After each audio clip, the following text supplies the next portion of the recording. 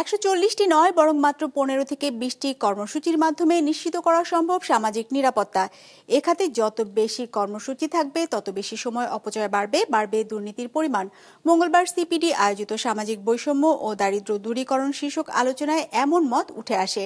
বলা হয়, সম্পদ থেকে শুরু করে শিক্ষা কিংবা স্বাস্থ্য সবকিছুই নগর কেন্দ্রিক হওয়ায় বাড়ছে শহর গ্রামের ব্যবধান। এছাড়া সব ক্ষেত্রে বৈষম্যের শিকার হচ্ছেন নারীরা।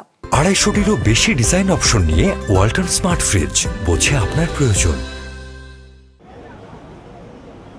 বয়স্ক, বিধবা কিংবা আয়ের বিচারে পিছিয়ে পড়া জনগোষ্ঠীকে সহায়তা দিতে দেশে এখন চালু আছে 140টি কর্মসূচি।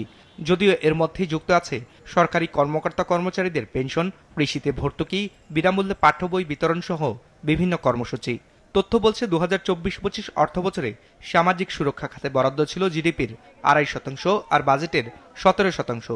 যদিও সামাজিক সুরক্ষার বাইরের কর্মসূচিকে বাদ দিলে এ খাতে বরাদ্দ দাঁড়ায় জিডিপির 1.2% আর বাজেটের মাত্র 7%। যেখানে 140টি কর্মসূচির মধ্যে নিচের দিকের 50টিতে বরাদ্দ মাত্র 1%। সবগুলা প্রোগ্রামকে আমরা কনসলিডেট যদি করতে পারি, বাংলাদেশে 15 থেকে 20টা প্রোগ্রামই যথেষ্ট।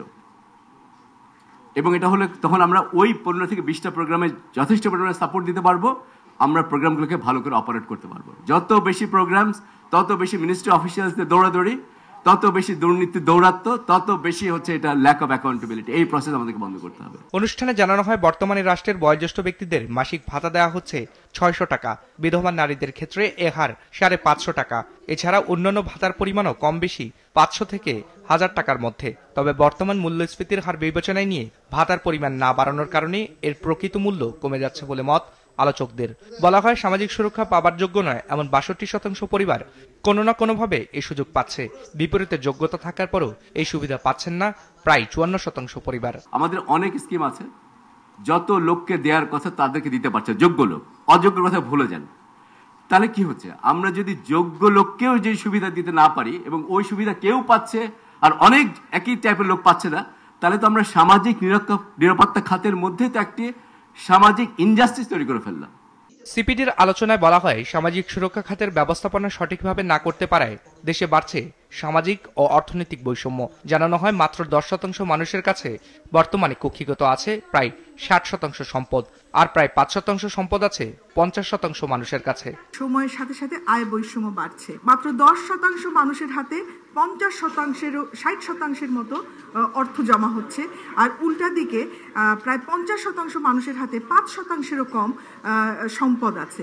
এই যে একটা বৈষম্য, এটা তো বাড়ছে। সে সাথে আমাদের শহর এবং নগরের মধ্যে আয় বৈষম্যও কিন্তু বাড়ছে। আমরা যদি দেখি এর অনেক কারণ আছে। খুবই সংক্ষেপে, যে আমাদের যে ইন্ডাস্ট্রিয়ালাইজেশন বলি, আমাদের যে ইনভেস্টমেন্ট বিনিয়োগগুলো বলি, এগুলো অনেকটাই শহর কেন্দ্রিক এবং আমাদের একটা বড় অংশ হচ্ছে ইনফর্মাল ইকোনমি। আমাদের এটাও একটা বৈষম্যকে আসলে বাড়িয়ে তুলছে। বক্তারা বলেন, শিক্ষা, স্বাস্থ্য কিংবা চিকিৎসা সব ক্ষেত্রেই শহরের তুলনায় পিছিয়ে গ্রাম। শিল্পায়নও হচ্ছে ঢাকা আর চট্টগ্রাম কেন্দ্রিক, ফলে গ্রামে কমছে কাজের সুযোগ, বাড়ছে আয় বৈষম্য। রায়হান শোভন, বিজনেস রিপোর্ট, মাছরাঙা টেলিভিশন।